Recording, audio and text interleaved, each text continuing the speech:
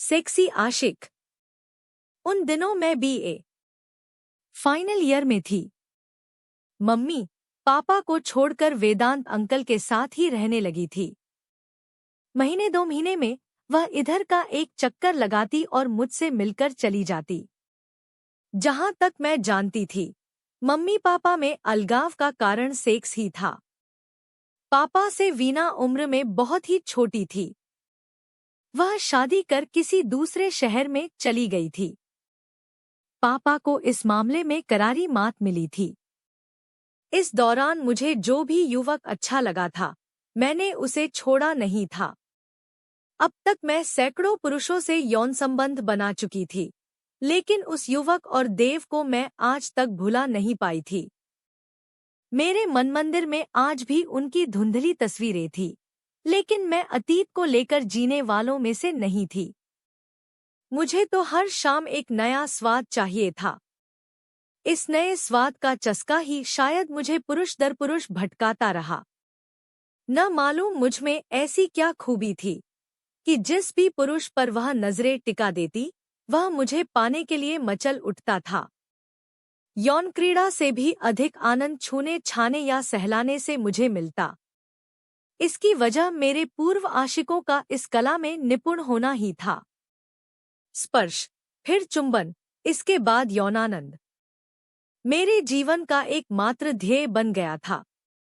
अब तक मेरे जीवन में कुछ ऐसे पुरुष भी आ चुके थे जो बड़े उद्योगपति या देश के शीर्षस्थ नेता थे, लेकिन मैंने उनके नाम को भुनाया नहीं था, क्योंकि मैंने कभी इस दृष्टि से किसी पुरुष से संबंध बनाए ही नहीं थे। इसे कोई मेरी जिंदगी की भूल समझे या उसल। मेरी उम्र भी तो पैसे को महत्व देने वाली नहीं थी। खाने पीने या घूमने फिरने में जो पुरुष मेरे साथ होता, वह खर्च करता ही था। मैं उसको निचोड़ना अच्छी बात नहीं समझती थी। समय यूं ही धीरे धीरे बीतता रहा। मैं उन दिनों एमए फाइनल ईयर में थी। माँ ने मुझसे मिलना अब बंद कर दिया था। बस पापा ही सहारा थे। यह सहारा भी एक दिन मेरे सिर से उठ गया। कोई हफ्ते भर बाद पापा घर आए तो उनके साथ एक 26 वर्षीय स्त्री थी। वह स्वभाव से बहुत ही चंचल और तेज तर्रार थी। पापा पर उसने न जाने कौन सा जादू कर दिया था कि वह मुझसे बार बार कह रहे थे कि काजोल, तुम मम्मी के पास लौट जाओ या कोई नौकरी कर लो और कहीं कमरा किराए पर लेकर रहो। मैं कोई नासमझ बच्ची तो थी नहीं, यह अच्छी तरह से समझ सकती थी कि वह मुझे स्वयं से अलग क्यों रहने की सलाह दे रहे हैं। मैंने पापा से कहा, पापा, आप मुझे पढ़ाई का खर्च तो दे सकते हैं न? अरे वाह, तुम अपनी माँ की भी तो बेटी हो। जाकर उससे ही पढ़ाई का खर्च मांगो। मैं तुम्हें अब फूटी कौड़ी भी नहीं देने वाला। पापा के यह कहते ही मैं एकदम लाचार और बेबस हो गई। ब्रीफकेस में अपना सारा सामान भरकर मम्मी से आकर मिली। वह पापा से भी कहीं अधिक निष्ठुर और निर्मम निकली। उसने कहा, तुम इतनी बड़ी हो गई हो, अपनी व्यवस्था भी नहीं कर सकती? तुम खूबसूरत हो, जवान हो और पढ़ी लिखी हो, क्या तुम्हें पुरुषों से पैसा ऐंठना नहीं आता? मैं तुम्हारी कोई मदद नहीं कर सकती। यह सुनकर मुझे गहरा धक्का लगा। अब मैं क्या करूं? कुछ समझ में नहीं आ रहा था। कुछ सोचकर मैं देव से मिलने के लिए उसके घर आई तो पता चला वह और कविता दोनों ही जबलपुर में रहकर आगे की पढ़ाई कर रहे हैं। यहाँ छुट्टियों में ही आते हैं। मैं कविता के घर से वापस आई तो मम्मी पापा पर बहुत गुस्सा आया। वे दोनों अपने तरीके से जी रहे हैं तो जिएं, लेकिन उन्हें मेरे साथ भी तो न्याय करना चाहिए था। क्या उन्हें यह पता नहीं है कि एक लड़की के लिए अकेले जीना कितना मुश्किल होता है? मैं वहां से सीधे कॉलेज आई। अब पढ़ने का तो कोई सवाल ही नहीं था। मैं प्रोफेसर कबीर से मिलना चाहती थी। वह मुझ पर दिलोजान से फिदा थे और काफी अमीर भी थे, लेकिन आज वह कॉलेज नहीं आए। उस समय शाम के 6 बज रहे थे। दरवाजा खुला ही था। मैं अंदर आई तो वह सोफे पर बैठे सिगरेट पी रहे थे। उनकी उम्र यही कोई 35-40 की थी और पत्नी से उनका तलाक हो गया था। बच्चे उनकी पत्नी के साथ ही रह रहे थे। मुझे अपने यहाँ अचानक ही देखकर उनका चेहरा खिल उठा। वह सोफे से खड़े होकर मेरे पास आए और मेरा हाथ पकड़ते हुए चहक पड़े। पत्नी न हो तब भी मुश्किल और हो तब भी मुश्किल। मेरे ख्याल से रखेल ही रखना सही है। मैंने पहली बार उनका यह रूप देखा था। मुझे बड़ा ही आश्चर्य हुआ। लोग दोहरी जिंदगी क्यों जीते हैं? तभी उन्होंने अलमारी से एक महंगी शराब की बोतल निकाली और मेरी ओर मुस्कुराकर देखने लगे। मैंने भी मुस्कान का जवाब मुस्कान से दिया। मुझे प्रोफेसर कबीर के इरादे से कोई एतराज नहीं था। इसी बीच वह शराब से भरा गिलास मेरी ओर बढ़ाते हुए बोले, शराब तो तुम पीती होगी। शराब तो मैंने तभी पीना शुरू कर दिया था जब कॉलेज में दाखिला लिया था। पुरुष और शराब ये दोनों ही चीजें मेरे जीवन से जुड़ गई थी। मैंने आंख बंद कर गिलास खाली कर दिया। प्रोफेसर कबीर बेहद ही खुश है। ऐसी शराब मैंने पहली बार ही पी थी।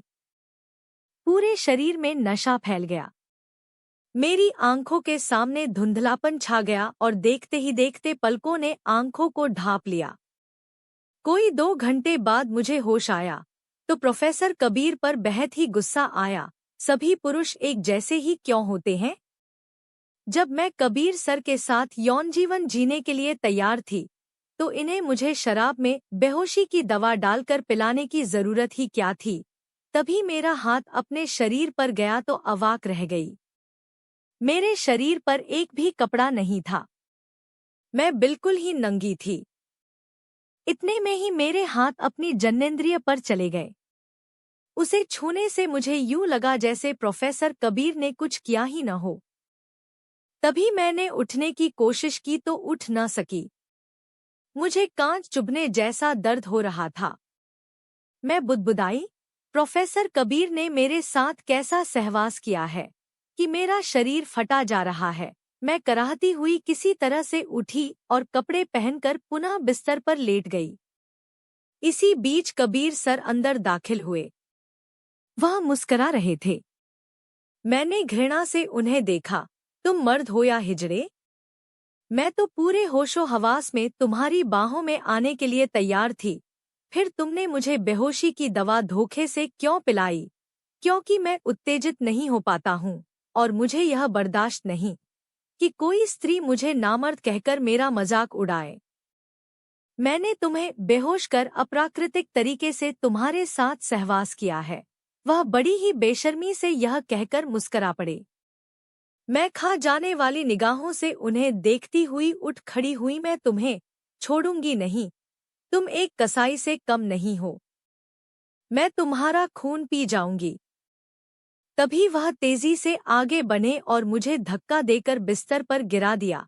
मैं तुम्हें इस काबिल छोड़ूंगा तब न मेरा खून पियोगी। मैं तुम्हारा जीवन बर्बाद कर दूंगा। मुझे हिजड़ा एक स्त्री ने ही बनाया है तो तुम उसका बदला मुझसे क्यों ले रहे हो? मैं डर के मारे कांप उठी, क्योंकि तुम भी तो एक स्त्री ही हो। मुझे हर स्त्री में वही नजर आती है।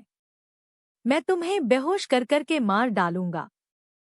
तुमसे पहले मैं कॉलेज की 2 लड़कियों को ऐसे ही मार चुका हूँ। यह कहकर कबीर सर पागलों की तरह अपना सिर खुजलाने लगे और अचानक ही मुझे गुदगुदाने लगे। मैं हंसते हंसते बेहोश हो गई। मैं एक ऐसे यौन रोगी के चक्कर में आ गई थी जो दिमागी रूप से बिल्कुल पागल था। जब पागलपन का दौरा उसे पड़ता तो वह कुछ भी नहीं देखता था। मैं हैरान थी। यह कैसा आदमी है जो रात में शैतान बन जाता है और दिन में कॉलेज में जाकर बच्चों को पढ़ाता है? उस समय तो वह एक संवेदनशील इंसान लगता है। इस तरह 2 हफ्ते बीत गए।